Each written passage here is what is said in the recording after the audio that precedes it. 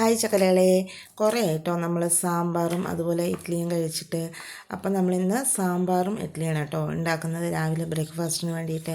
അത് നമ്മൾ തമിഴ്നാട് സ്പെഷ്യൽ സാമ്പാറാണ് ഉണ്ടാക്കുന്നത്, പരിപ്പെല്ലാം ചേർത്ത് അതുപോലെ തന്നെ മാങ്ങയെല്ലാം ചേർത്തിട്ടുള്ള സാമ്പാറാണ് കേട്ടോ. അപ്പം ഞാൻ അതിനുള്ള കഷ്ണങ്ങളൊക്കെ വെട്ടി അതുപോലെ വേവിക്കാൻ ഇട്ടിട്ടുണ്ട്. പിന്നെ അതുപോലെ തന്നെ അതിലേക്ക് മസാലയൊക്കെ ചേർത്ത് കൊടുത്തു. അതുപോലെ ഒരു ചെറിയൊരു പീസ് മാങ്ങ ചേർത്ത് കൊടുത്തു കേട്ടോ.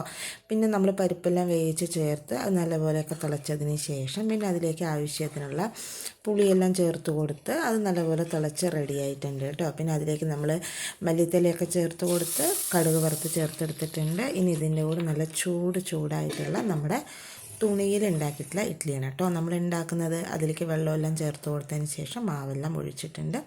അതിന് ശേഷം 10 മിനിറ്റ് നമ്മൾ ആവിയിൽ വേവിച്ചെടുത്ത് നല്ല സൂപ്പറായിട്ടുള്ള നമ്മുടെ ഇഡ്ഡലിയും അതുപോലെ തന്നെ നമ്മുടെ സിമ്പിളായിട്ടുള്ള തേങ്ങ ചേർക്കാത്ത സാമ്പാറും റെഡി ആയിട്ടുണ്ട് കേട്ടോ.